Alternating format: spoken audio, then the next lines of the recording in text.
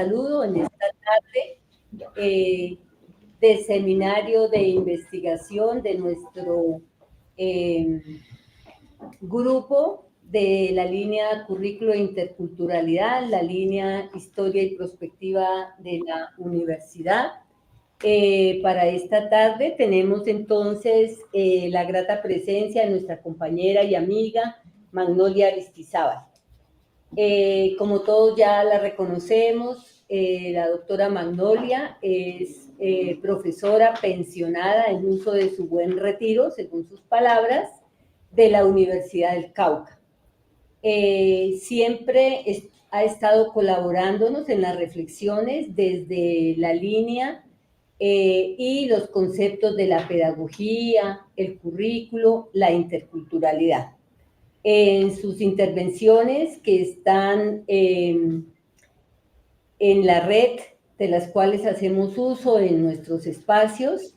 Tenemos además algunas que tienen que ver con la investigación, con la elaboración de los procesos de investigación, las tesis doctorales, sus diálogos, sus compromisos, acercamientos y distancias. Pero principalmente en este caso vamos a hablar es de una temática que en este momento nos está requiriendo a la educación y en especial a esta línea de pedagogía, currículo e interculturalidad.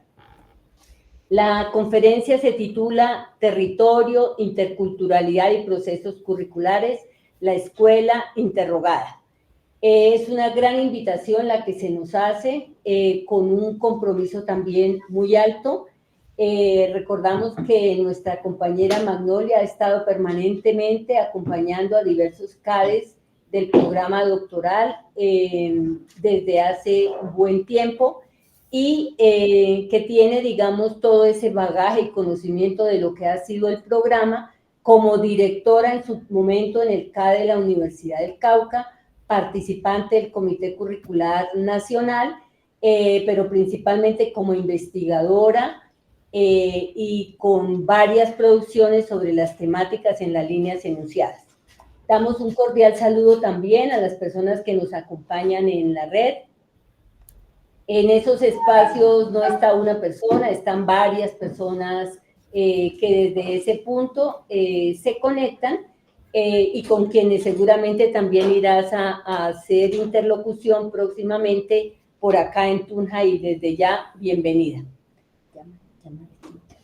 Bueno, querida y apreciada Magnolia, vamos a esperar un momentico que como que la conexión nos quiere molestar, entonces una vez se restablezca para que tú hagas uso de la palabra. Ok. Tú me dices.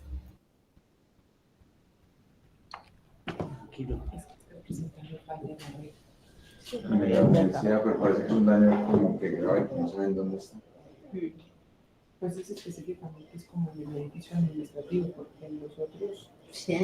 Listo, doctora, pues ya aquí logramos con nuestros datos y con Marcela puede continuar. ¿Listo? Bueno, se les van a acabar los datos. Por favor, me pones la presentación. Bueno, buenas tardes. Gracias, nuevamente gracias a Nubia, sobre todo. Cada que me haces esta invitación, siento que es una oportunidad para ampliar mi perspectiva, pensar muchas cosas, volver sobre los temas recurrentes, pero también ir como un poco más allá de lo que pues toda la vida han sido mis preocupaciones en el tema, en el campo de la educación. Bueno, entonces muchas gracias Nubia, gracias al programa, gracias a la UPTC, siempre he sido muy bien acogida allí. Bueno, cuando Nubia me invitó, yo pensaba mucho en todo lo que está sucediendo hoy en el mundo contemporáneo. Entre otras cosas, como estoy felizmente pensionada, como digo yo y me lo repite Nubia, dispongo de tiempos más que todos los demás que están en la universidad, digamos, entregados a la tarea formativa e investigativa, y a ustedes mismos estudiantes del doctorado, donde no les da tiempo de muchas cosas. Eso yo lo sé, están en una carrera contra el tiempo.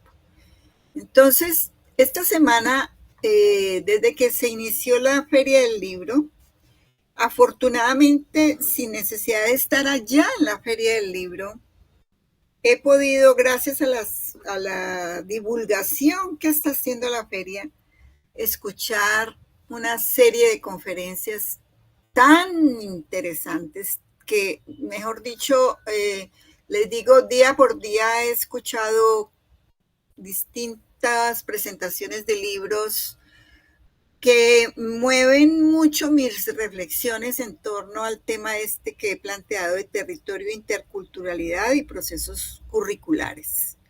La escuela interrogada. Creo que es importantísimo leer el mundo contemporáneo hoy, en el siglo XXI. Sobre todo porque estamos como ante unas urgencias muy grandes y frente a unas contradicciones tan fuertes que nos obligan a mirar la educación, el lugar donde nos encontramos, las distintas instituciones educativas, mirarlas de otra manera. Es decir, no sé si tal vez por el hecho de que tenga ahora el privilegio de estar como desde una ventana mirando la escuela.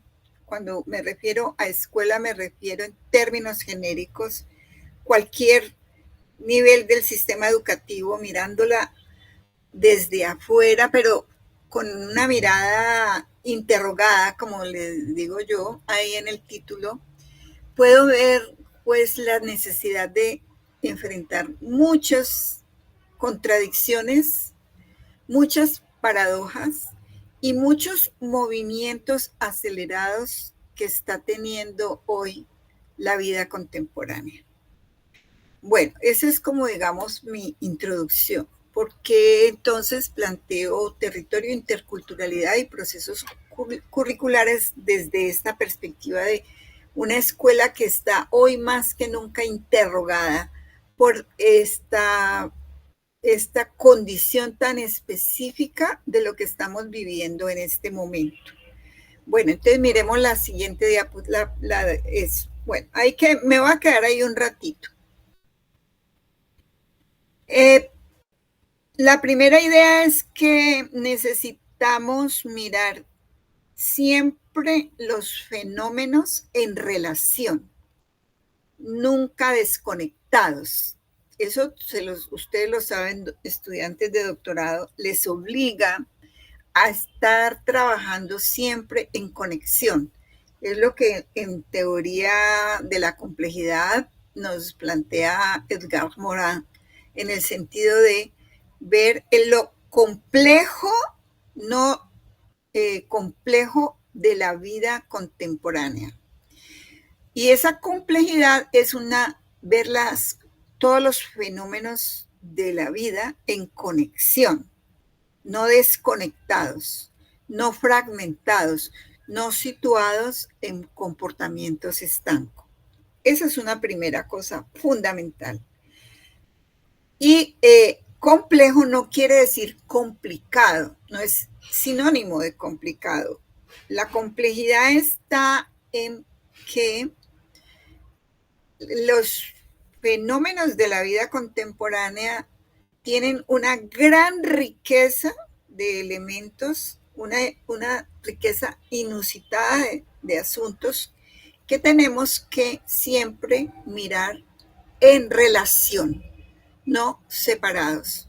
Por eso el esquema que hago allí es una relación. Intentaré hacer una relación entre territorio, interculturalidad y procesos curriculares.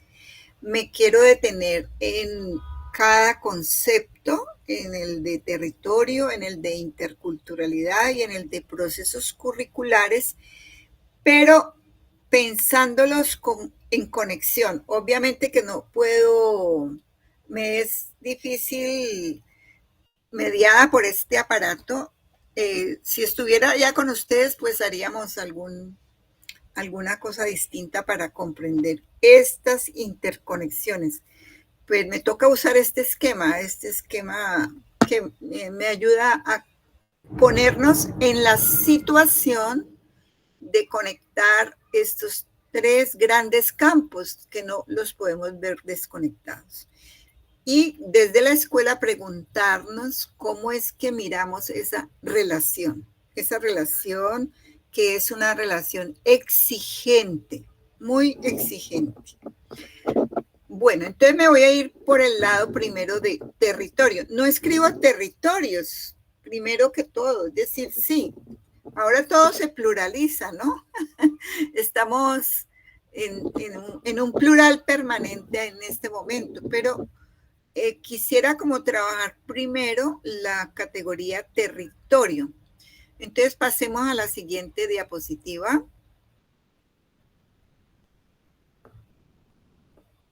Hola. ¿Antonio está por ahí o quién la está? Listo. Dejémosla allí. Muy bien. Bueno. Han sucedido en estos, digamos, cuando digo desde el 2022 que sube a la presidencia Gustavo Petro y Francia Márquez, ellos se plantean un plan de desarrollo, ¿no? Yo supongo que ustedes como estudiantes de doctorado lo deben tener. Si no lo tienen, hay que darle hay que mirarlo, hay que mirar ese plan de desarrollo. Porque hay unas características muy importantes de ese plan de desarrollo. Ese plan de desarrollo, primero que todo, fue construido participativamente.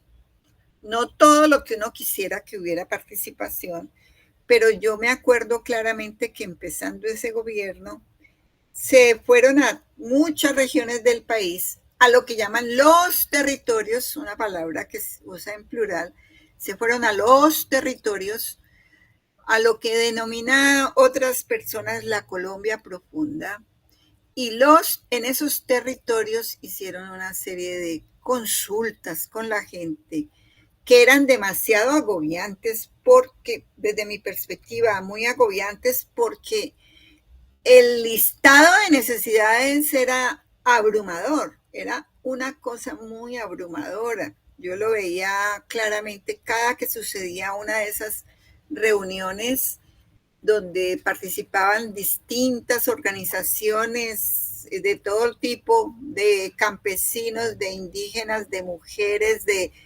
la vida política. Bueno, era una cosa impresionante, era una ebullición, lo utilizo esta palabra ebullición, como ese anhelo porque todo quedara consignado. Y entonces luego tendría que haber una priorización, que fue lo que luego hizo el Departamento Nacional de Planeación para ese plan de desarrollo. Yo quiero señalar dos cosas fundamentales de ese plan de desarrollo, que son alertas, que son tan importantes y están planteadas empezando el documento del plan de desarrollo, incluso con metas y con demás, pues como se hace un plan de desarrollo. Y es, por un lado, el cambio climático, que está conectado también con el ordenamiento en torno al agua. A mí esto me parece fundamental. ¿En qué sentido? En que la realidad que muchos quisieran negar es que estamos viviendo efectivamente un cambio climático. Ustedes cada uno puede pensar cómo le ha afectado el cambio climático. Voy a poner un ejemplo de mi vida cotidiana. La ciudad de Cali hoy es una de las más calientes de Colombia. Y les cuento que hoy, afortunadamente, no está haciendo tanto calor. pero el número de grados en que ha aumentado la temperatura de la ciudad ha hecho que las dinámicas de la vida de la ciudad cambien. Hablo de mí. Me es más fácil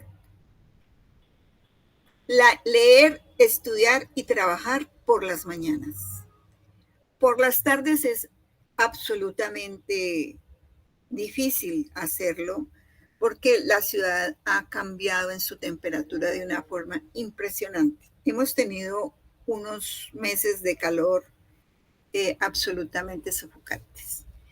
Bien, para quienes tienen posibilidades de aire acondicionado, eso ha hecho que haya cambios en la vida de la gente. Uno de esos cambios es un asunto de economía. El hecho de que use aire acondicionado para poder estar mejor, estar tranquilo, significa que se le aumenta el costo de la cuenta de los servicios públicos. Estoy poniendo casos sencillos de lo que significa el cambio climático. Y así sucesivamente. Podemos poner miles de ejemplos. Por ejemplo, una práctica que yo tengo, que es ir al río los días domingos. En Cali tenemos un privilegio y es que fácilmente a 20 minutos de mi casa puedo encontrar el río Pance, que es un remanso, y vamos al río. Yo voy al río a las 7 de la mañana los días domingos. Da dolor ver cómo el río, ese hermoso río Pance, se va secando. Y a pesar de y con la afluencia de tantas personas buscando espacios de refrescamiento, eso hace que el movimiento de gente hacia allá sea mucho más grande. Cosas de ese tipo de la vida cotidiana están sucediendo en todas partes de Colombia. No es sino que miremos el ejemplo de Bogotá. Bogotá pasó por unos incendios en los cerros brutales a racionamiento de agua. O sea, tenemos aquí el cambio climático, por un lado. Entonces, este plan de desarrollo ha planteado una cosa muy importante que quizás no le hayamos prestado la suficiente atención. Y es que los territorios necesitan organizar sus planes de desarrollo en un ordenamiento en torno al agua. Ya no es en torno a, pensemos en las necesidades básicas insatisfechas, como se dice. Primero tenemos que pensar cómo es que esta región, este municipio, esta localidad en donde estemos, nos organizamos para proteger las fuentes de agua, para mirar el tratamiento de las aguas residuales, para mirar las inundaciones las posibles inundaciones que se producen o las posibles sequías que se produzcan. Todo eso tenemos, todos los habitantes de las ciudades y de las regiones tenemos la obligación de pensarlo. Y ese plan de desarrollo lo plantea claramente desde el comienzo. Es decir, necesitamos ordenarnos en el país en torno a las fuentes de agua, porque tenemos una paradoja muy grande y tenemos mucha agua, pero muy mal utilizada, por un lado, o agua en muchos lugares donde no hay agua potable. Hablemos de, por ejemplo, Chocó. No sé, Tunja de Boyacá debe tener unas particularidades muy especiales. Sé que sufre tiempos de sequía muy brutales y así sucesivamente. Entonces, cada región necesita pensar ese problema. Bueno, esa es como la entrada para el planteamiento. Entonces, lo primero, pensar el concepto de territorio. No es un concepto, eso me parece muy importante y creo que el plan de desarrollo lo plantea, y muchos documentos de ese plan de desarrollo, y no es un concepto exclusivamente geográfico, no, sino que está el concepto de territorio, es un concepto que plantea la complejidad de las relaciones sociales, culturales, económicas, políticas y espirituales de las personas. O sea, el concepto de territorio no es un concepto exclusivamente físico, sino que es un concepto de relación, de relacionamiento, en el que, eso sí, ubicado en una geografía particular determinada, tenemos que mirar cómo se gestiona la dinámica de las relaciones sociales, culturales, y cuando digo sociales, culturales, económicas, en lo cultural estoy pensando en la escuela. Es decir, como el proyecto cultural. La escuela está situada entonces como institución en un proyecto cultural, en un territorio determinado. Entonces, lo que me parece clave de esto, ¿escuchan los truenos? Hay truenos, va a llover. Espero Es mirar, ¿cómo? que espero tu computador esté desconectado. Ay, no lo puedo desconectar, me quedo sin batería. Voy a desconectar un poquito y ya estaré pendiente. Entonces, la escuela interrogada es eso. Es decir, pensemos el territorio como un espacio relacional entre las personas en las que se cruzan dinámicas sociales, culturales, políticas, económicas, espirituales. Más aún hoy espirituales, no podemos dejar de lado esto. Y entonces hay que saber muy bien que esos territorios, en plural ahora sí, son lugares atravesados por relaciones de poder. Hay siempre tensiones entre los actores, entre los distintos actores. Y la escuela está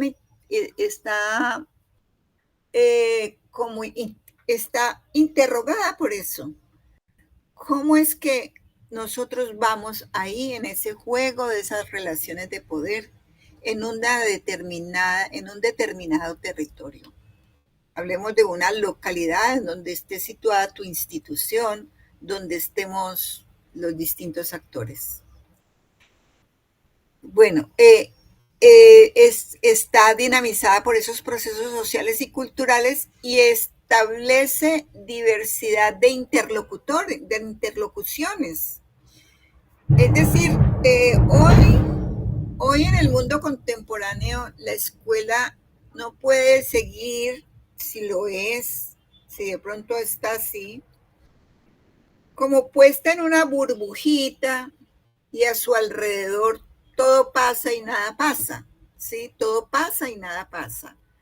Habría que entonces pensar cómo es que estamos atravesados por esas dinámicas sociales, culturales, políticas, económicas, que nos obligan a pensarnos de otra manera, ¿sí? Ahora lo miraremos cuando trabaje el concepto de procesos curriculares. Bueno, vamos a la siguiente diapositiva. ¿Cómo vamos de tiempo? Que no sea que me extralimite. Bueno, entonces ya hemos trabajado este concepto antes, pero aquí quisiera detenerme.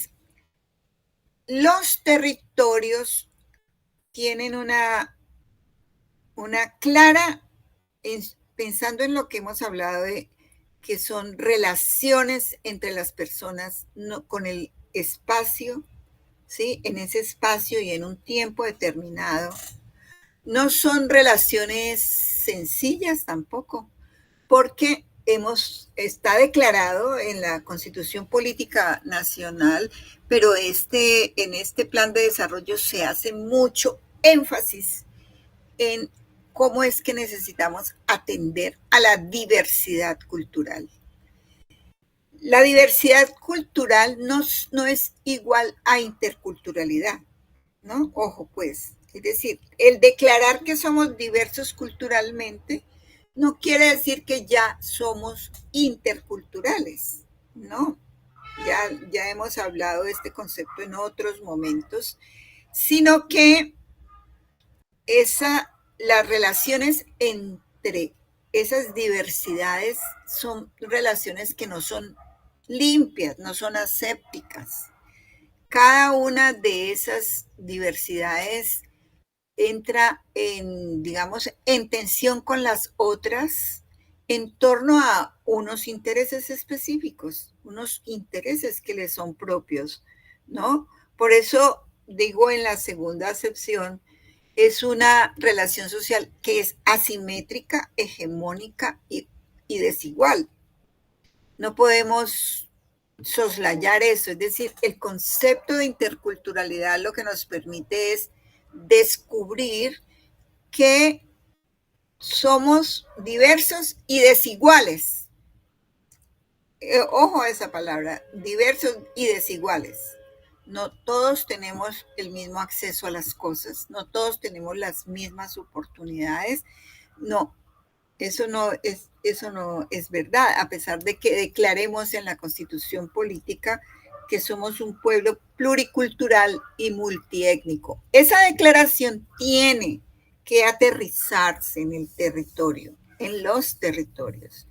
Y eso se aterriza con decisiones de política, no con cualquier tipo de decisiones, de política. Entonces, el concepto de interculturalidad lo que hace es ponernos en alerta. Es decir, sí, somos diversos, muy diversos, pero ¿quién hegemoniza qué? ¿Quién decide qué? ¿Cómo se decide? ¿Quién lo decide? Y ahí por eso la escuela está interrogada también. Es decir, ¿qué se decide y en qué esferas se deciden estas cosas? Entonces esto es clave, por eso es una práctica, el concepto de interculturalidad nos sirve para resistir y reexistir en esos dos sentidos. Tiene un sentido político, por tanto, ¿cierto? O sea, es como decir, pensémonos en la escuela como un espacio de diversidad, pero ¿cómo es que tomamos las decisiones frente a esa diversidad? Entonces ahí juega todo el asunto de la perspectiva de la acción para construir. Y una subjetividad, ¿qué tipo de subjetividades buscaríamos pensando ese concepto de interculturalidad en un territorio específico? Entonces es una subjetividad autónoma, libre, colectiva en términos de que necesita hacer una deconstrucción del individualismo que ha sido la marca más poderosa del siglo XX y siglo XXI en la formación de los seres humanos.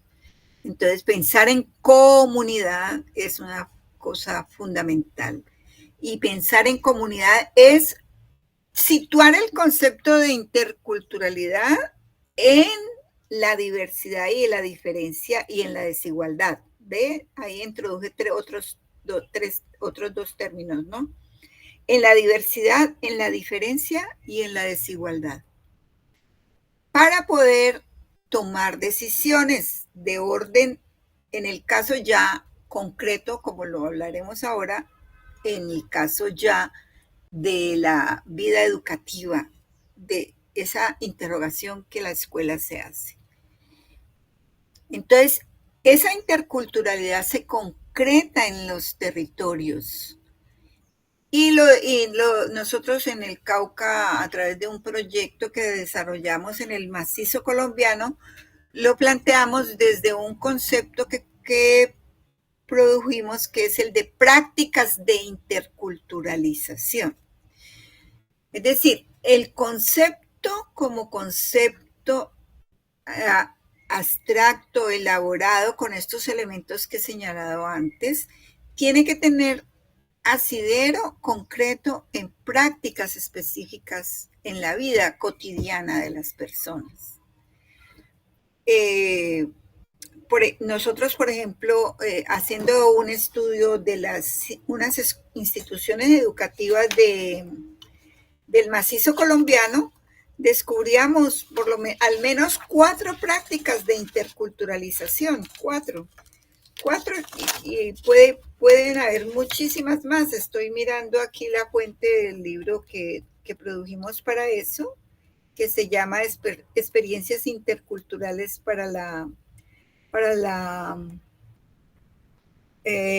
convivencia escolar. Y entonces, una de las primeras prácticas de interculturalización que notábamos claramente en el proceso de observación de esas instituciones es el reconocimiento inicial de que somos diferentes. Que esta escuela está ubicada en el Patía y aquí hay afrodescendientes, pero también están culturas indígenas y muchos de nuestros estudiantes también son hijos e hijas de campesinos mezclados. Cuando ya no utilizo la palabra mestizo, sino mezclado. Esa es una práctica de interculturalización primitiva, no primitiva en términos de incipiente, sino la inicial. Nos reconocemos diferentes. Esa es una práctica de interculturalización. Otra práctica de interculturalización que encontrábamos era, por ejemplo, en las instituciones educativas con las que trabajamos, había una fuerte necesidad de que en las escuelas hubiera expresiones artísticas que rescataran, digamos, a los pueblos que estaban allí presentes. Eso es muy poderoso en el Cauca, en el macizo colombiano en general. Es decir, ahí encontramos, y yo creo que en muchas instituciones de Colombia eso sucede. Es decir, la necesidad de que a través de las expresiones artísticas mostremos también nuestra diversidad y nuestra diferencia.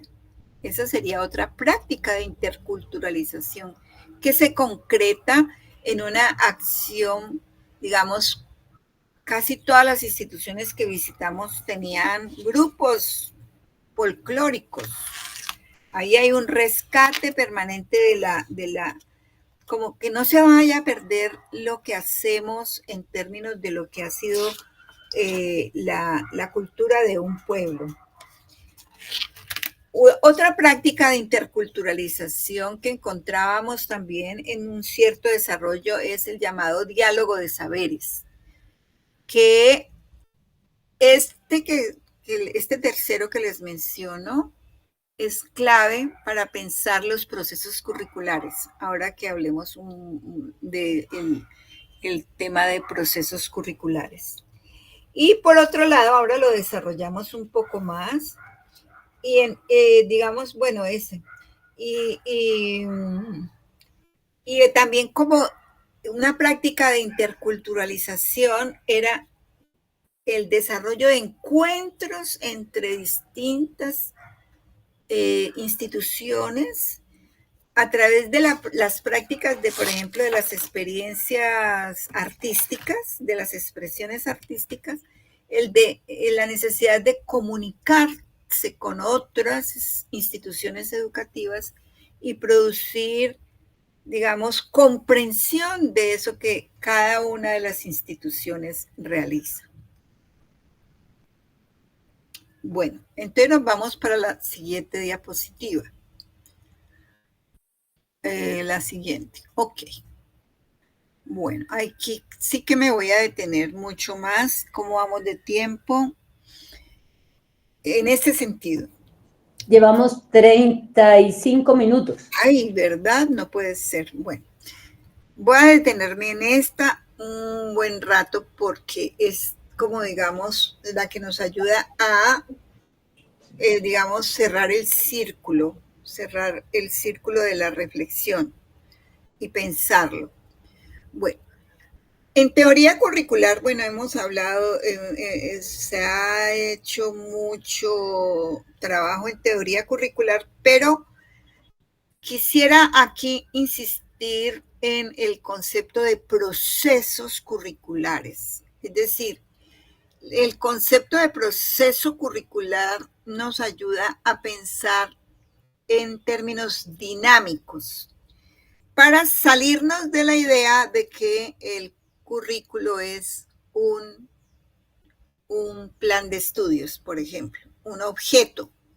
Salirnos de la idea de objeto y pensarnos más en términos de dinámica representacional. En función de lo que Shirley Grundy, una de las autoras que hemos estudiado, dice como proceso de selección intencional de conocimiento y cultura para ser situado en una práctica educativa. Entonces pensemos los procesos curriculares como procesos que son permanentemente movibles, dinámicos. No podemos pensarnos en la institución, ya no podemos hacer eso, ¿no? Con todo lo que escuché esta semana en la Feria Internacional del Libro, donde, por ejemplo, hubo una conferencia muy interesante sobre un libro que presentó un profesor español que se llama Plantas Sapiens.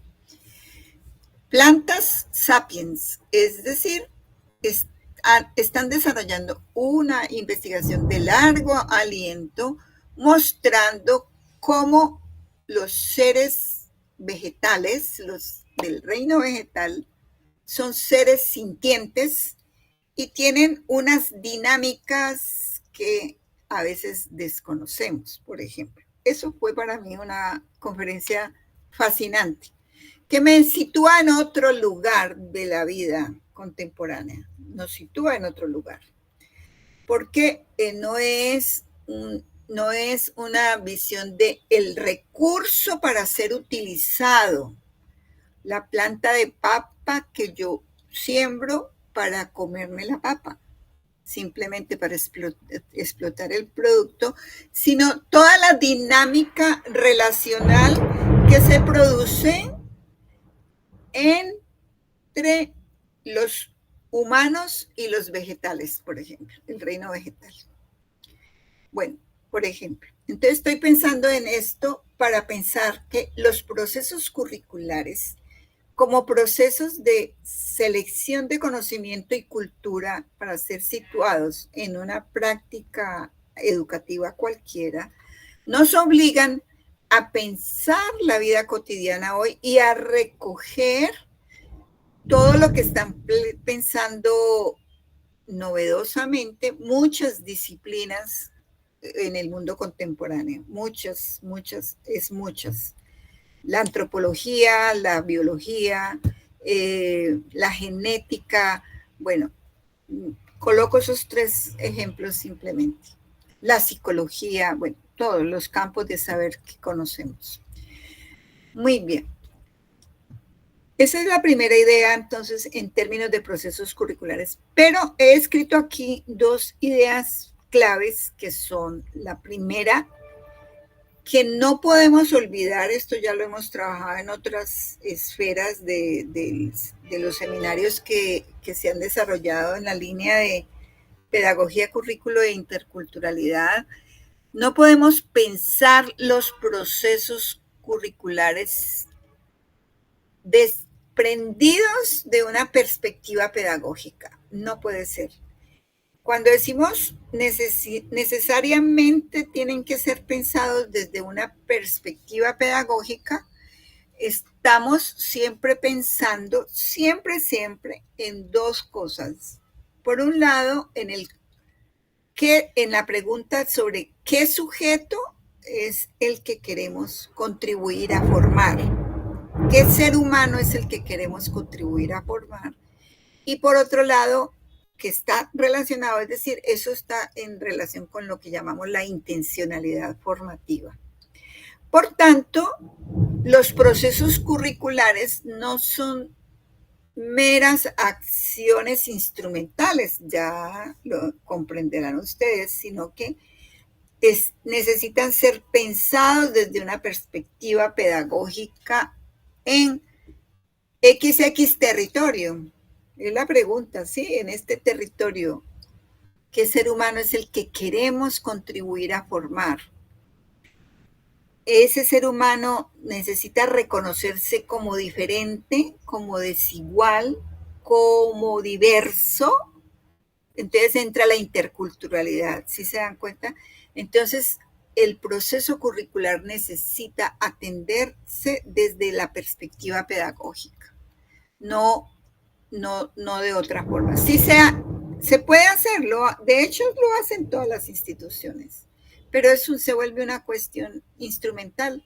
Quite aquí, ponga acá, haga aquí, quite esta materia, ponga esta materia, aumentemos este número de horas, pongamos este proyecto transversal, pero no hay la reflexión pedagógica fundamental acerca de en esa institución, ¿qué ser humano es el que queremos formar? Siempre esa pregunta nos tiene que iluminar el proceso curricular. ¿Qué ser humano queremos contribuir a formar?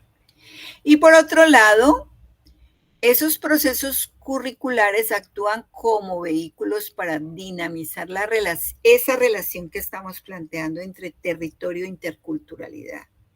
Es decir, es como decir, si el territorio es las relaciones sociales, culturales, políticas, espirituales que se suceden en una determinada geografía del país, en función de una diversidad, diferencia, desigualdad, cómo eso se concreta en la escuela en un proceso curricular. ¿Cómo es que podemos concretarlo en un proceso curricular? Eso es lo que lo que quisiera insistir con cuidado y detenimiento. Por lo tanto, entonces, es decir, partiendo de esas dos premisas que he planteado allí, hay unas cosas que son ineludibles, y son estas que están planteadas allí. La primera es favorecimiento de una relación entre los actores, todos. Cuando digo actores, no son solo los de la institución educativa, sino que estoy pensando en general en la comunidad. Comunidad, maestro, comunidad, cuando digo comunidad estoy pensando en el territorio como construcción de relaciones sociales, culturales, espirituales y demás. O sea, abrir la escuela, no cerrarla. Es lo que decíamos, o lo que decía, bueno, en un libro de Mocus, abrir las fronteras de la escuela, no cerrarla. Eso es muy difícil, yo sé, eso es muy complejo, porque el diálogo, ahí entra el diálogo de saberes auténticos, si no es carreta, porque obliga a esa apertura, obliga a enfrentar las tensiones que se producen en las comunidades, en las distintas comunidades. Si estamos pensando que el elemento agua, el uso del agua, o no solo el uso del agua, digamos, el agua es un elemento nuclear para pensar el proceso curricular de una institución, pensemos. Hay muchos actores en juego ahí, en este asunto, para mirar el territorio, cómo discurre en el manejo del agua, en las fuentes de agua, en los usos del agua. Yo digo que eso es un universo inmenso de posibilidades, pero también muy exigente. Bien. Una visión situada en el contexto. Entonces, por eso es que ahora pues se dice y se insiste en un currículo situado. No puede ser un proceso curricular situado, un proceso curricular contextualizado. Es muy exigente también, porque la escuela, al abrir sus fronteras, tiene que ir a ver qué es lo que tiene alrededor, qué es lo que está a su alrededor. Bueno, un ejemplo que tenemos muy interesante en el Cauca es que se conoce mucho y ustedes pueden entrar a internet, la Escuela del Patía, la institución educativa Entre Ríos se llama, que queda a orilla, en el Patía, a orillas del río, no es el Patía, sino tiene otro nombre el río, es un afluente del Patía. Y allí esta escuela, dirigida en un tiempo, ya no lo es, por la maestra Lola, es una escuela que ha pensado ese problema y es una escuela de puertas abiertas, donde esa escuela interactúa con el espacio que tiene, con todo su territorio. Cuando digo con todo su territorio, es que esa escuela tiene prácticas como, por ejemplo, invitar a los mayores a la escuela y ellos le llaman a eso bibliotecas vivas. Hacer una biblioteca viva es invitar a todos los actores de los alrededores de la institución educativa a que entreguen sus saberes a la comunidad escolar, en este caso, a los estudiantes. Ellos tienen esa estrategia no quiero usar la palabra estrategia, tienen esa práctica de biblioteca viva. Tienen la práctica de la bioaula. La bioaula es muchas de las actividades académicas de determinada tipo se desarrollan por fuera del espacio del aula, usando el río, usando el valle del Patía, es decir, ahí hay una conexión muy interesante en esa escuela en términos de la conexión con el territorio, así concretamente. O sea, es un proceso curricular situado, contextualizado, donde los estudiantes hacen un conocimiento muy bueno de su región. Tienen que, entonces, por lo tanto, esos procesos curriculares atender esa relación entre territorio e interculturalidad que necesita hacer un trabajo de priorización. Cuando decimos priorización es lo que dice Shirley Grundy en su clásico libro, un proceso de selección intencional de conocimiento y cultura para situarlo en una práctica educativa. Por tanto, el proceso curricular es siempre dinámico, no se agota, no se puede acabar. Este es un año lectivo. Hay una amenaza permanente en las instituciones educativas en términos del tiempo versus lo que llamamos tiempo, espacio y contenidos en esa selección. Siempre hay esa amenaza porque el Ministerio de Educación tiene sobre nosotras, sobre las instituciones educativas, pues situados todos sus ojos, preguntando ustedes qué están haciendo para cumplir con estos estándares, los estándares, etcétera, etcétera, etcétera. Toda la política educativa que hay con respecto a eso. Aquí la exigencia es pensar el proceso curricular de forma dinámica en ese proceso de selección intencional, una selección de conocimiento y cultura que se hace con los actores. Por lo tanto, los diálogos entre las comunidades no pueden ser diálogos puntuales, sino como permanentes. Van y vienen. Es una dinámica que no se agota en el tiempo. El asunto es la tiranía del tiempo en términos del currículo clásicamente organizado, técnico, el llamado currículo técnico. Y es que usted tiene un año escolar que se comprende de tantos periodos escolares, de tantos meses, y en estos meses hay que hacer esto. Eso se vuelve una tiranía para el proceso curricular. Entonces, ahí está el juego de la creatividad de los actores, digamos, los actores educativos por un lado y su relación con los otros actores del territorio, para poder ver poder construir, yo diría, cuando yo digo escuela interrogada es poder construir una escuela otra, que no sea la que tenemos actualmente. Yo sé que eso no es sencillo, pero esa es, digamos, una perspectiva para atender,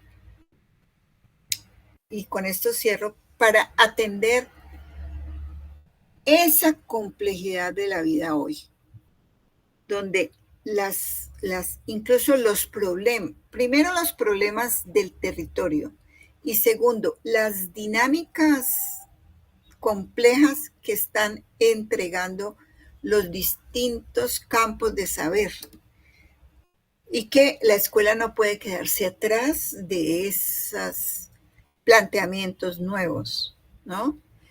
Sí, por ejemplo, yo creo que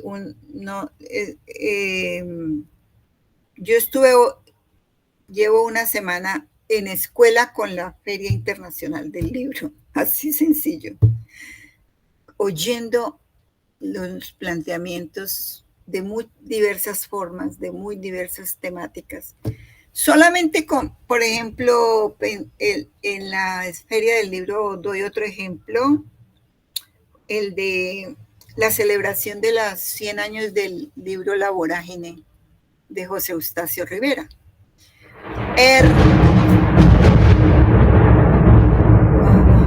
Hermosísimo esto, porque el tema de la feria es la naturaleza.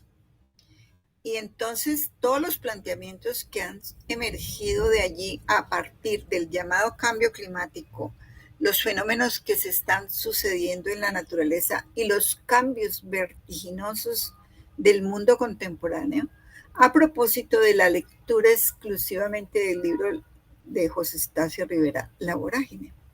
Una cosa maravillosa. Bueno, entonces he terminado, creo, sí. Esta es la última, ese es mi planteamiento para pensar el esquema que está al comienzo. Podemos devolverlo entonces. Eso. Ahí que exactamente. Muy bien.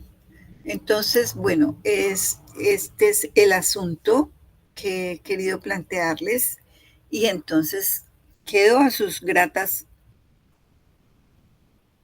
órdenes y preguntas. 4:57. 1 hora, Dios mío.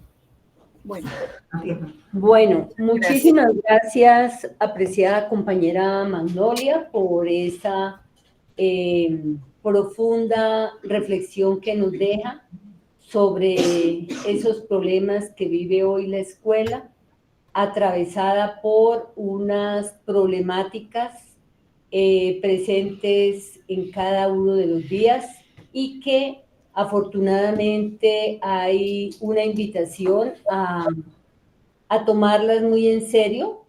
Digamos, hay un plan de gobierno, hay distintas invitaciones particulares que acompañadas entonces de las iniciativas desde cada una de las instituciones, de las escuelas, se generarán posiblemente unos diálogos que nos den la posibilidad de trascender ese mundo lineal y pasar a la invitación de la mirada por la complejidad. Bueno, entonces sí, muy interesantes, digamos, esas exposiciones sobre las principales categorías que nos convocan en este espacio, ¿sí? Lo que tiene que ver con el territorio, la interculturalidad, ¿cierto? Las reflexiones a los procesos curriculares, pero más exactamente cómo lo piensa la escuela, qué posibilidades, qué limitantes, si las está tomando de verdad en serio, o si la naturaleza nos está diciendo hay que tomarlas por todo lo que estamos viviendo en el día a día. En estas gratas invitaciones, entonces, cedemos la palabra a las compañeras y compañeros que tengan algún comentario, pregunta o similar. Quien quiera empezar, con mucho gusto. Bueno, acá nuestra compañera quiere empezar. Bueno, agradecerle por esa mirada tan acertada y tan profunda y conocedora de las instituciones educativas. Me gustaría que nos ampliara un poco más el concepto que su merced dio de deconstrucción del individualismo. ¿Cómo es tu nombre? Sonia Sánchez. Sonia, ok. Voy de una vez. Si quieres, recogemos otras preguntas. Sí. Recuerdo que Sonia es rectora de una institución. De una institución, sí. Básica y media en el municipio de Maripí, Boyacá, que está muy caliente y que los cocos están abundando. También en la red tenemos algunas intervenciones. Está nuestra querida compañera Paula Marín y Aura María Hernández, Ángela María Hernández. Paula, tienes la palabra. Paula. Bien, ¿sí? Muchas gracias. Es un placer escucharte, profe Magnolia. Yo soy de la 13ª Corte. Un saludo afectuoso a los compañeros. Me encanta tenerte otra vez en estos espacios y que yo pueda participar gracias a la invitación de la profe Nubia. Bueno, profe Magnolia, hay una frase que a mí me genera un poco de ruido, me parece importante que de pronto se pudiera profundizar, porque de ahí me surge una pregunta. La frase que me genera ruido es que la escuela es un proyecto cultural. Y desde mi apreciación, ¿de quién? Digo yo, ¿no? O sea, un proyecto cultural como lo hemos venido viviendo, sintiendo a partir de muchos estudios, pues es un proyecto cultural de este sistema mundo que favorece una educación de mercado, ¿no? Pero aquí viene lo interesante, hay unas tensiones, así no esté presente el proyecto, siempre van a haber tensiones precisamente porque somos sujetos diversos y porque existe la diversidad de culturas. Pero yo me pregunto cómo se podría trascender estas tensiones o que al menos no se rompan para que no generen caos si este proyecto cultural de la escuela está mediado por una hegemonía a nivel mundial, ¿no? Tú planteabas que podría ser a partir de unos diálogos de saberes que no fueran puntuales, que se diera carta abierta a que surgieran cosas que siempre surgen en estos diálogos culturales que uno no se espera, pero ¿cómo se podría realmente abrir la posibilidad de un diálogo intercultural cuando todavía tenemos una escuela hegemónica donde se impone el conocimiento como verdad absoluta, el conocimiento que se deriva sobre todo de las ciencias sociales y naturales, de las ciencias puras? Gracias. Gracias, Paula. Nubia, yo creo que estas dos Hay una tercera, si quieres la escuchamos, de Ángela María. Bueno, porque las dos que están planteadas están relacionadas. Listo, lo que buenas, Ángela María buenas está tardes. y que no se nos pierda. Dale, sigue Ángela María. Buenas tardes, gracias por el espacio. Disculpen que no active la imagen por problemas de conexión. Dos cositas. La primera, pues, profe Magnolia, hace poco visité el Cauca en Semana Santa, el municipio del Tambo, en la parte rural. Lo que yo veo allí es un poquito de decepción con respecto a las grandes expectativas que había frente al gobierno, pues esto por lo del plan de desarrollo, ¿no? Lo que quiero preguntarte es cómo visualizas, o sea, había como mucha esperanza, con muchas expectativas, sabemos que la resistencia ha sido grande, ha sido dura, pero en los pocos años, año y medio que queda como de gobierno, ¿cómo visualizas que qué se podrá lograr realmente para esto de la educación? Y una segunda cosa que quisiera que de pronto ampliaras es la parte de la espiritualidad. Yo me encuentro desarrollando mi tesis de grado y una cosa que he tomado es la ecología integral, pero inspirada pues en la Laudato Si, ¿no? No sé, ¿tú cómo ves esa parte de la espiritualidad y el territorio? Gracias. Muy bien, bueno. Listo, yo creo que ahora sí, con esta esas, primera tanda. Con esas tres tengo suficiente. Ahorita bueno, mira, son muy relacionadas, están muy relacionadas. Voy a intentar relacionarlas, no las puedo ver separadas. A ver, lo primero es decir lo siguiente. Voy a trabajar la pregunta de Paula conectada con las otras dos. ¿Proyecto cultural de quién? Pues claro, sí, eso es una pregunta fundamental. Es decir, la escuela como institución, desde que surgió como institución, siempre ha sido, desde los 500 y más años en que surge esta escuela que conocemos, la que vivimos, la que padecemos, en la que nos hemos formado, entre comillas. Cuando digo entre comillas es porque en la escuela no es la única que nos forma. Pienso en la vida de cada ser humano. ¿Cuántos años pasa en una escuela? ¿Correcto? Y cómo construye ahí relaciones en esa escuela, en ese espacio escolar que empieza desde que sale de la casa y se va al preescolar, la primaria, el bachillerato, el pregrado, el doctorado, etcétera, etcétera. Es decir, yo creo que es casi más de la mitad pensando en ese problema de la formación. Lo he hecho para mí misma cuando yo he estado escribiendo mi autobiografía y yo pienso cuántos años he transitado por esa institución. Es una institución poderosa, es un proyecto cultural hegemónico, efectivamente,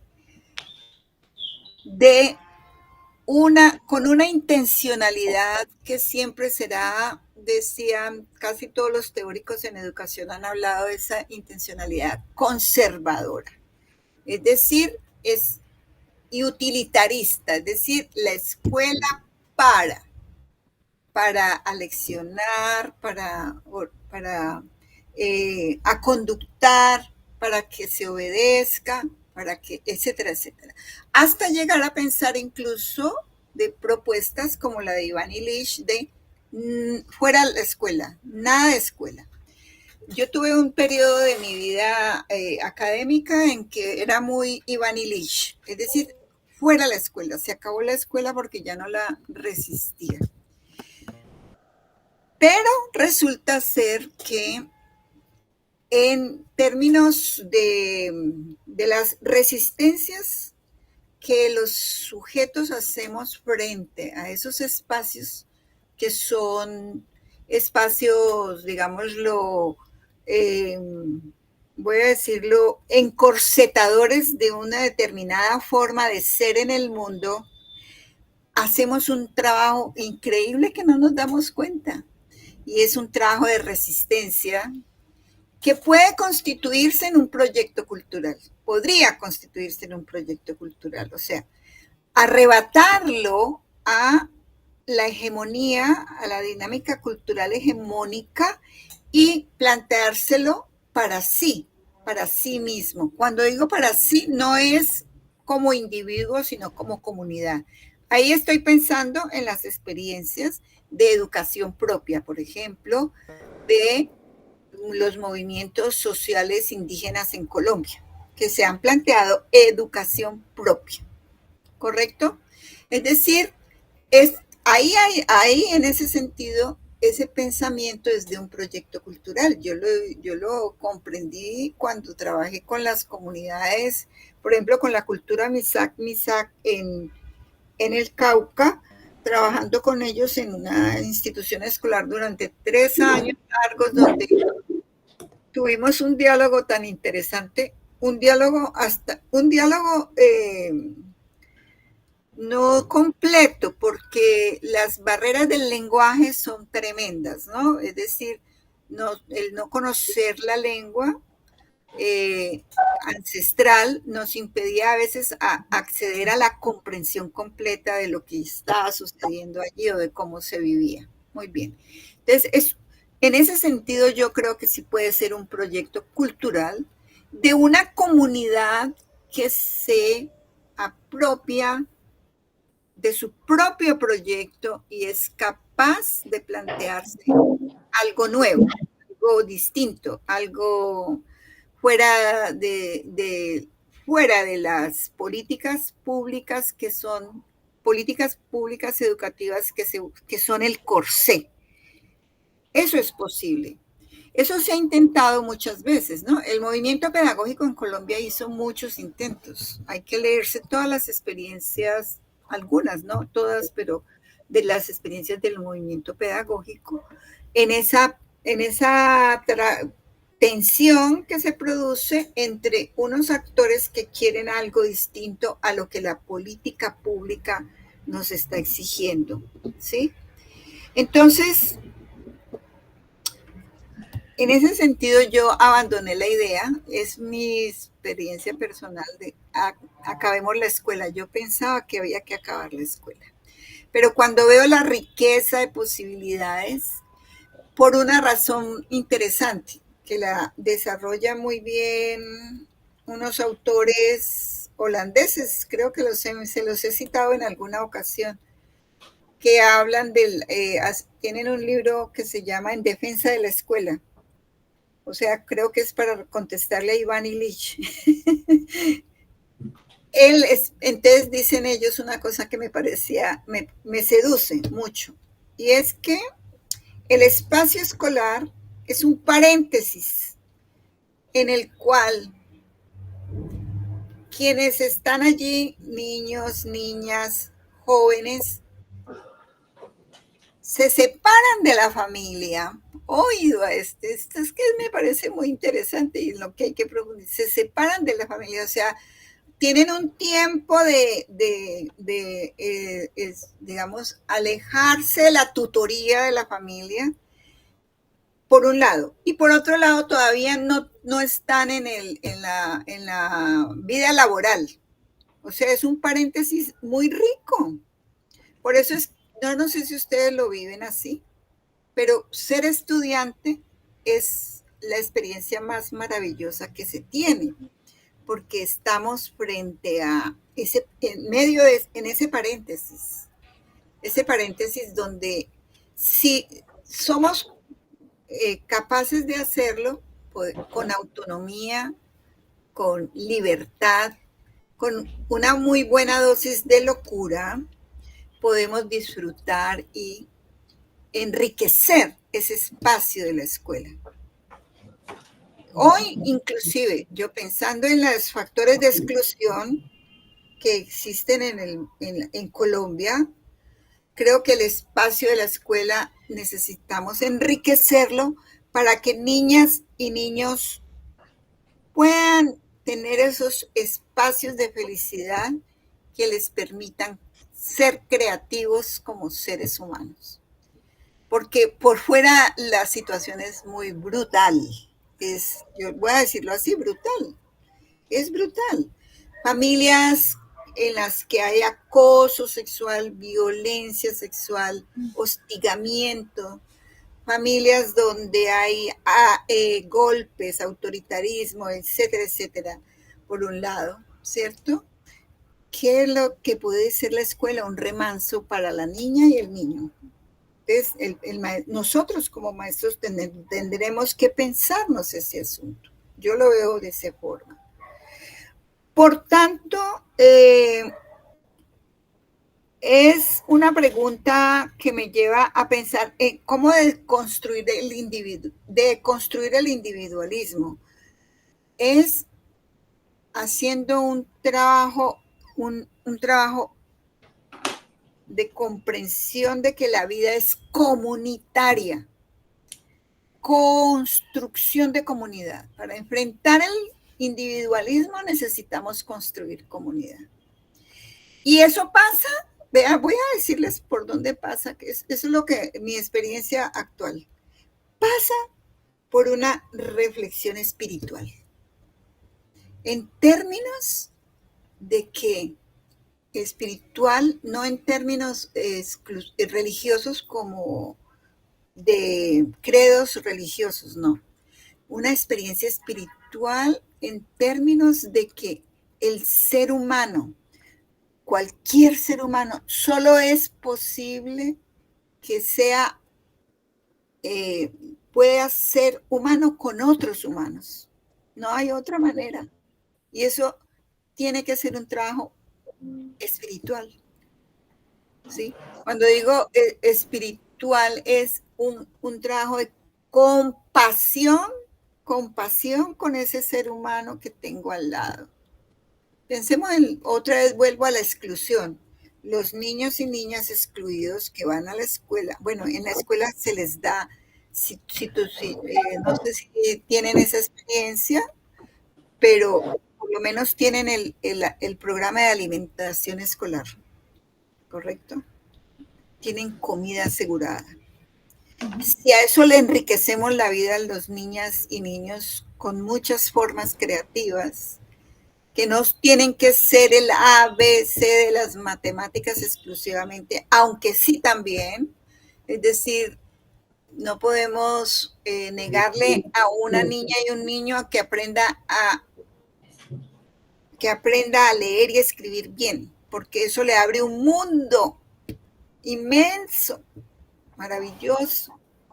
Que aprenda a contar bien, eso le abre un mundo maravilloso.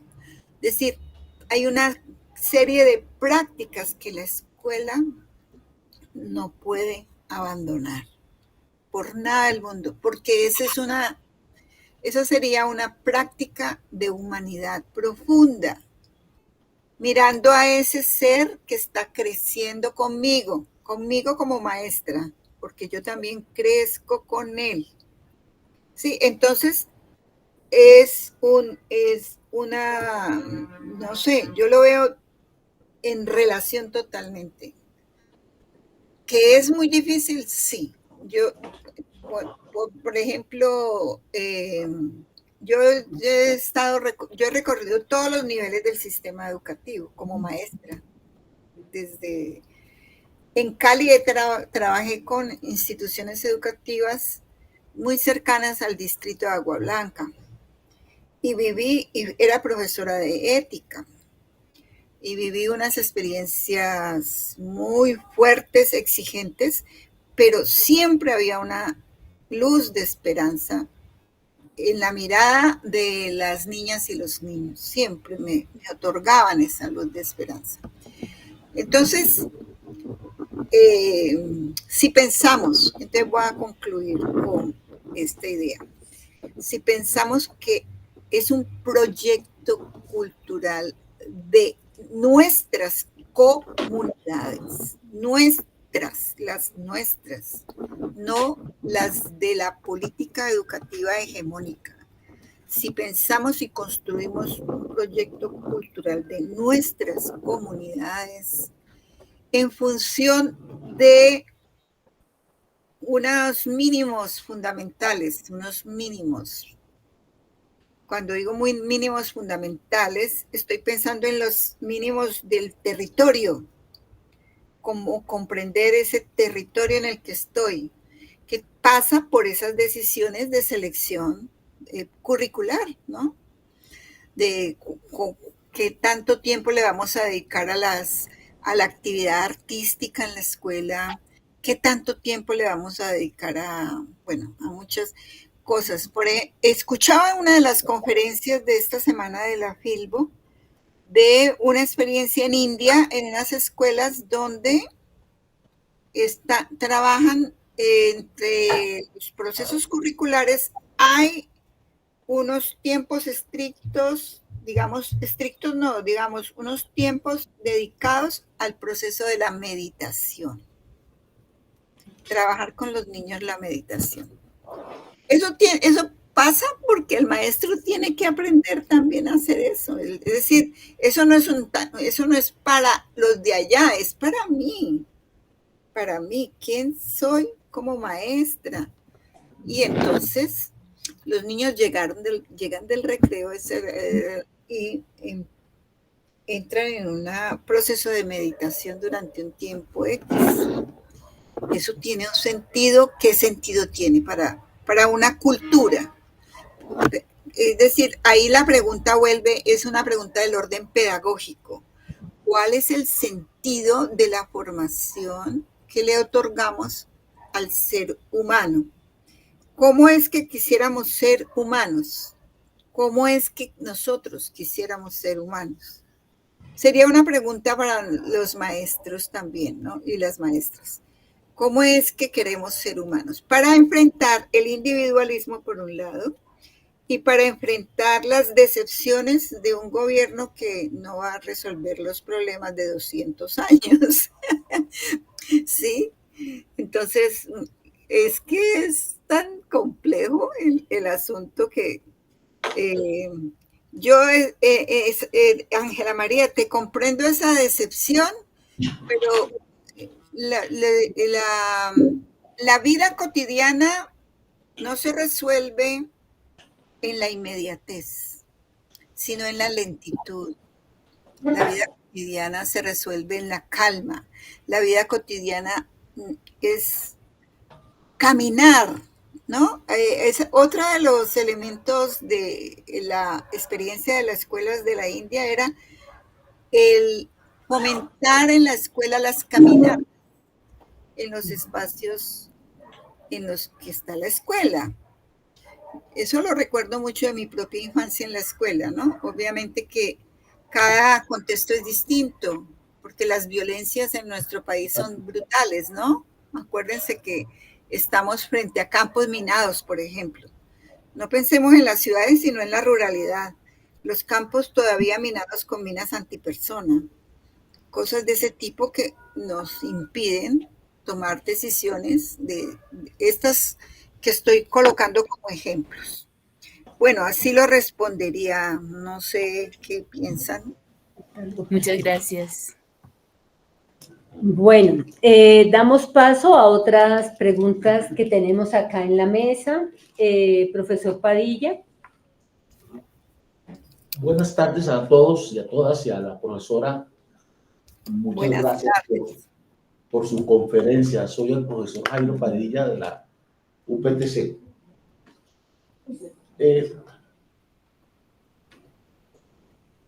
¿Puedo seguir? Sí.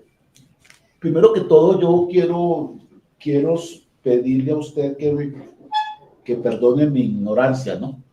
Por la pregunta que le voy a hacer. Pero para yo poder entender esa concepción de procesos curriculares, yo tengo que hacer esta pregunta. Pero antes de hacerla, quisiera recordar algunos aspectos que usted señaló en su intervención.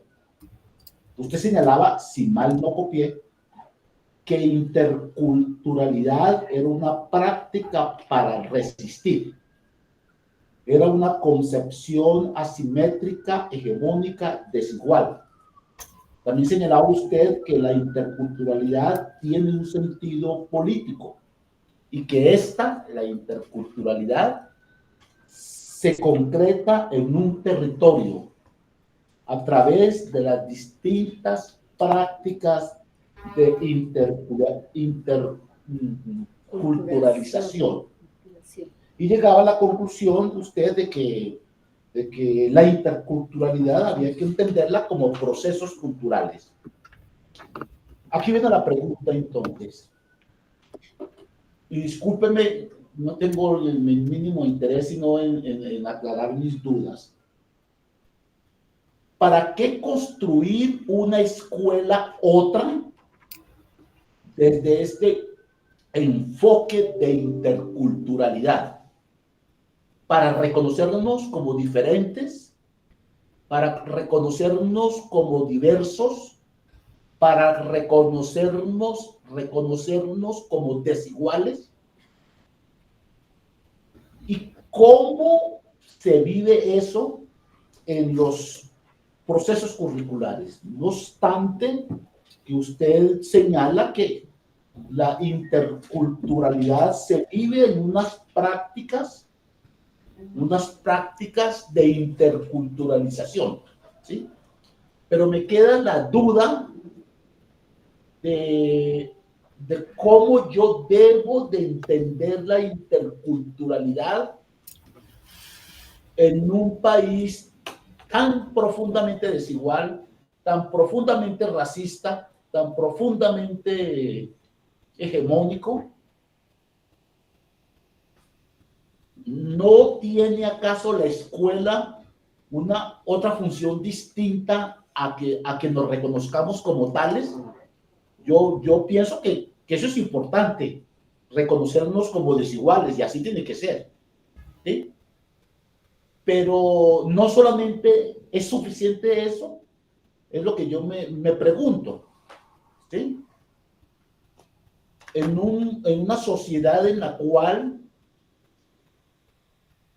la existencia de los diferentes grupos étnicos que hay, y eso lo vimos en Cali en las anteriores, en la época de Duque, hay una profunda desigualdad y hay un profundo rechazo.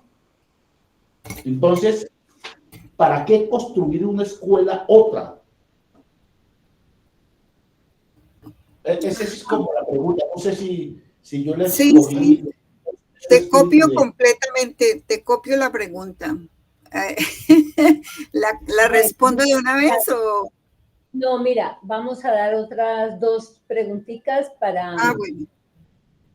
Y ya serían las últimas, ¿no? Sí, señora.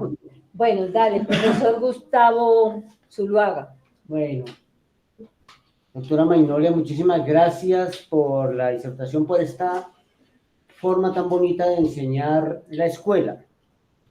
Me parece que su propuesta nos invita a la subversión pacífica del desarrollo curricular en las instituciones educativas. Yo soy rector también de un colegio eminentemente rural, donde siento que la comunidad me mira desde lejos, ¿sí? Y entonces esos agentes presentes en el territorio, yo quisiera que se apropiaran de la escuela no solo como agentes observantes de lejos, y más bien se hagan partícipes de su desarrollo, de lo que quiere la escuela para los menores que llevan allí, llevando sus saberes y llevando sus relaciones, y no solamente las quejas y los reclamos. Yo me imagino una escuela como proyecto de vida de quienes la rodean, no solamente de los que estamos en ella. Y desde esa perspectiva, quisiera, desde su punto de vista y su experiencia y sus investigaciones, algunos tips para llevar la escuela al territorio sin que deje de ser escuela.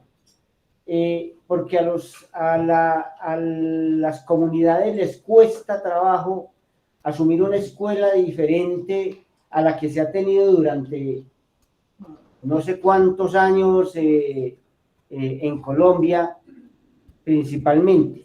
Entonces, tengo ese temor de cómo hacer más partícipe la escuela, más allá de las personas que nos miran de lejos, muchas veces sin aportarnos, pero sí exigiéndonos mucho. Muchas gracias. Ajá. Y Gracias, Gustavo. entonces Sí. le doy la palabra a otro rector de institución educativa, profesor Wilmar Ramírez. Gracias, un cordial saludo para todas y todos. De verdad que me da alegría estar acompañada de mis compañeros rectores, porque es que a veces desde las bases no entienden las tristezas, dificultades y preocupaciones que tenemos desde los grupos que dirigimos los colegios, y de verdad que somos los responsables legales absolutamente de todo lo que pase, somos los primeros responsables, y a veces no se mira como esas cosas, pero chévere estar compartiendo con ustedes hoy acá. Doctora Magnolia, muchas gracias.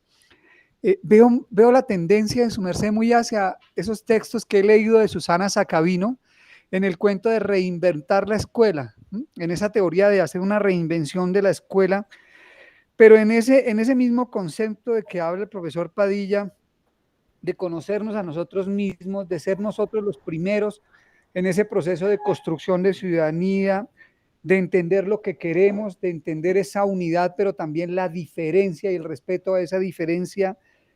Es importante que hablemos de un currículo pertinente, que es tal vez unas falencias que tenemos, que no poseemos currículos pertinentes.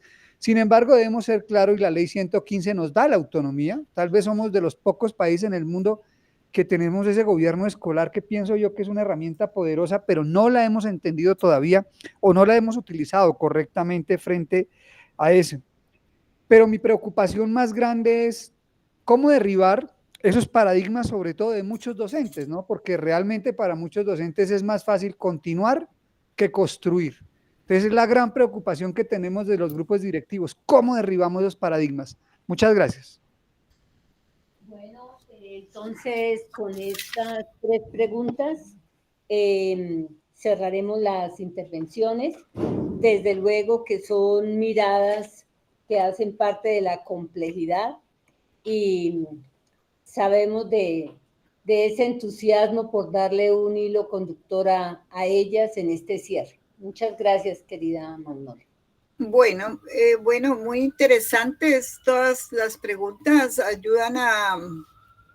me ayudan a precisar cosas y pues a quedar, digamos, interrogada yo también, ¿no? La escuela interrogada, pero yo también interrogada. Entonces, por eso es que es interesante la conversación. Bueno, el reconocimiento de como les decía, una de las prácticas de interculturalización es el primer paso, que es el reconocimiento de que somos diversos, que somos diferentes y que somos desiguales. Eso es una obviedad, pero resulta que esta escuela de Colombia hasta hace muy pocos años no se daba cuenta de que eso sucedía, ¿sí? Inclusive los maestros y maestras mismas, me atrevería yo a decir que habrá muchos maestros y maestras que no llegan ni siquiera a ese momento del reconocimiento de esa diferencia, de esa desigualdad, de esa diversidad, que se concreta en cosas muy precisas dentro de la institución escolar. Y pensemos, por ejemplo, en las diversidades sexuales, una de las tantas diversidades. No vamos por las étnicas, sino las sexuales. Hoy en el mundo contemporáneo eso está explosionado, ¿sí? Por las dinámicas culturales del mundo entero. Hoy nos encontramos con cosas clarísimas en términos de exigencia de derechos por diversidad sexual, ¿sí? El maestro tiene que hacer algo con eso, no puede decir que no existe, existe. Y cada vez nos demanda más una actitud abierta, una actitud libre y una actitud fundamental en el maestro y la maestra, que es el no juzgar al otro. Nosotros como maestros y maestras hemos aprendido es a juzgar al otro. Siempre estamos en una actitud direccional, la actitud direccional de juzgar al otro. Juzgarlo, no de entrar en el proceso de la comprensión, como lo decía ahora, y de la compasión con esa vida humana. Eso ha sido tan evidente hoy en el mundo contemporáneo, que hemos tenido casos de adolescentes que se han suicidado porque han sufrido en la institución escolar persecución por su opción sexual, por ejemplo. Estoy colocando solo un ejemplito. Entonces, ¿para qué la interculturalidad? ¿Para qué este planteamiento? Este es un planteamiento de orden político y ético, efectivamente, para que nos convoca a caer en la cuenta de que el mundo contemporáneo es otro al que de pronto vivimos en nuestra infancia y en nuestra adolescencia. Ese para qué tiene ese sentido. Pero también tiene un sentido político en términos de construcción de mi subjetividad como un ser autónomo, libre. Uso los dos términos, me gustan mucho: libertad, libre, deliberativo, en un mundo en el que no podemos permitir que campee el autoritarismo. Entonces, porque es que la deliberación es más incómoda, es mucho más incómoda que el autoritarismo. En el autoritarismo, el maestro le impone al niño determinada cosa y punto. Pero si el niño se para y dice, ¿y por qué? Ese niño que es capaz de pararse y decir, ¿por qué usted me está diciendo eso? Está en una actitud deliberativa. Y eso hace que se vaya construyendo una subjetividad autónoma y libre para un mundo que necesita ese.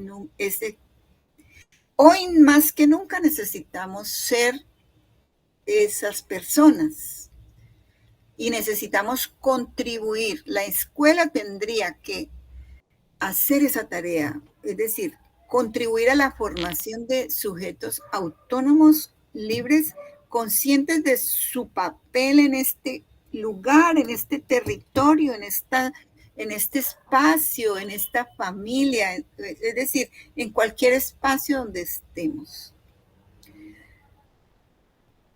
Eso si nos construimos como seres libres, eso tiene unos efectos hacia la vida social y cultural de este país que podría ser diferente. No lo es ahora. Acuérdense que por vía de no ser libres hemos aceptado muchas violencias, ¿sí? Hemos permitido muchas violencias. Acuérdense que nosotros somos un país que vive el conflicto interno todavía. Se firmó un acuerdo de paz, pero este conflicto está vivo, está muy vivo. No es sino escuchar todo lo que sucede diariamente en este país. Entonces,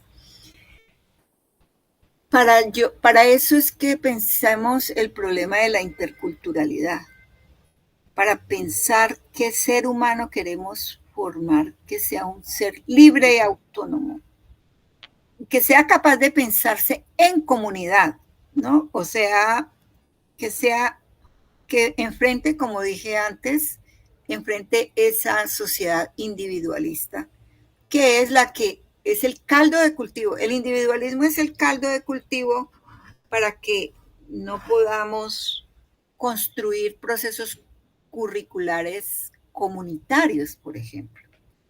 ¿Sí? Que es la pregunta de Gustavo. Gustavo, me gusta mucho esa la expresión tuya de subversión pacífica. Frente a los observadores lejanos, que son la comunidad que mira la escuela, tiene que haber de parte de la escuela como institución un cambio de actitud hacia los observadores lejanos. Ese es el problema. Piénsense como maestros. Yo lo digo por mi experiencia personal. Cuando yo como maestra cambio de actitud frente a un estudiante, eso inmediatamente se produce un efecto. Cambio de actitud. Cuando yo caigo en la cuenta de cómo estoy tratando determinado problema con un estudiante, y si me doy cuenta y cambio de actitud, eso produce inmediatamente un efecto. Entonces, tengo ejemplos como el de la escuela que mencionaba en el Patía, donde los miembros de la comunidad no son observadores lejanos, sino partícipes. Entren a YouTube, busquen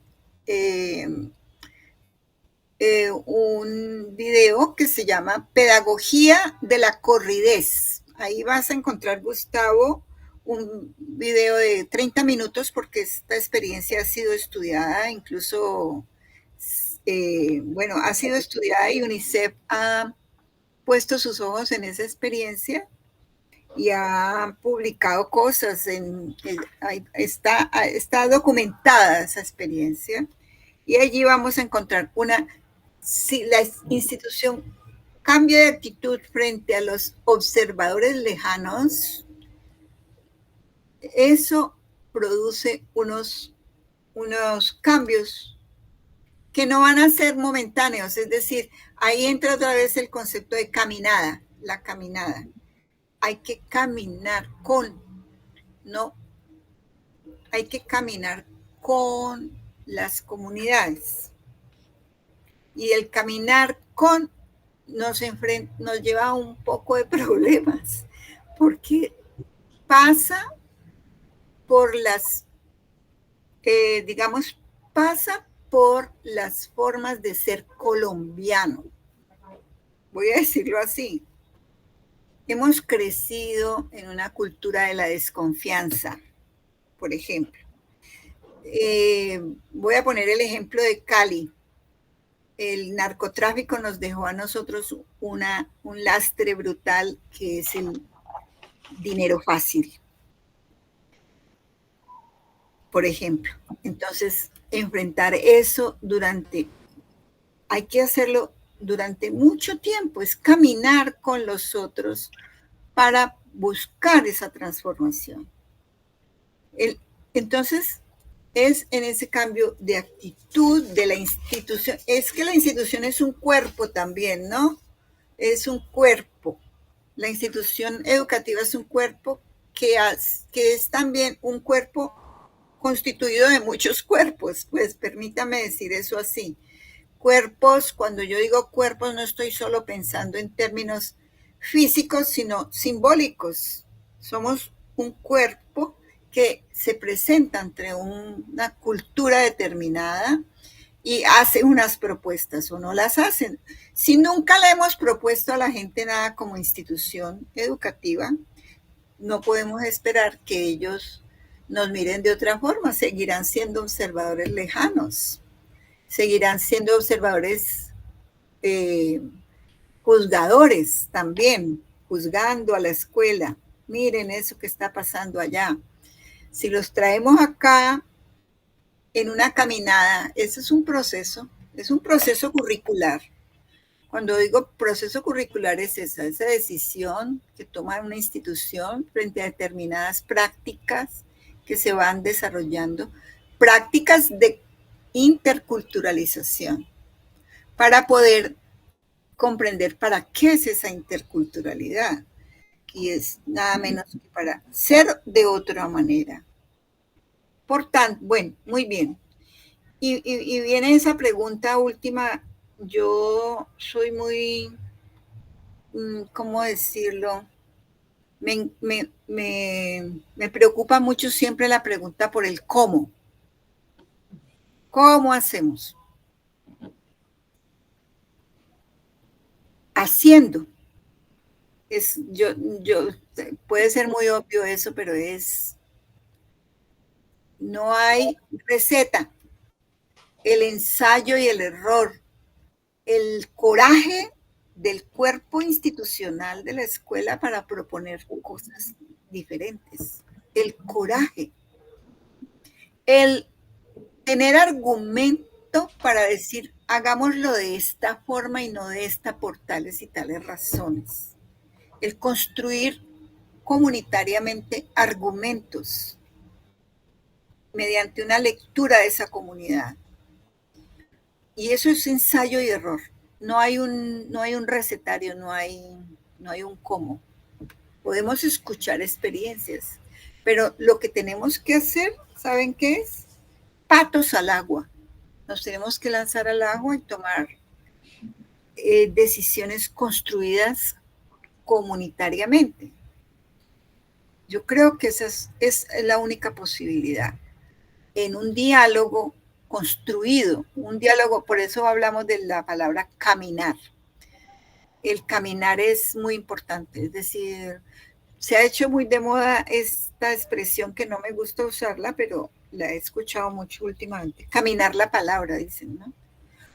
Bueno, los indígenas nos enseñan con otra expresión, vamos a reunirnos para hacer una minga de pensamiento. Y esa minga de pensamiento es sentarse con calma a reflexionar sobre para dónde es que vamos, por qué vamos para allá, para construir los argumentos, construir el argumento. Entonces, sí, claro, cuando decimos procesos curriculares contextualizados, estamos pensando también en la pertinencia, ¿no? Que es muy importante, es, digamos, urgente, necesaria. Bueno, no sé, creo que hasta ahí respondería. Espero que... Una flojita. Bueno, una vez más, querida compañera y amiga Magnolia, muchísimas gracias por esos juiciosos y profundos aportes y reflexiones. Motivaciones para seguir caminando y construyendo juntas y juntos. Hasta pronto y seguiremos el diálogo profundo. Bueno, gracias. Gracias a todas sus preguntas. Muchas gracias. Muchas gracias. Bueno, muy amable. Mira, entonces damos por terminado el acto académico, no sin antes tomar la evidencia con una fotico, agradecer a los compañeros y compañeras que nos acompañan de manera virtual, que se queden ahí un minutico en la cámara, que vamos a tomar una evidencia de este diálogo para que más luego lo retomemos y va a quedar grabado para colocarse también en la red. ¿Vas a tomar la foto?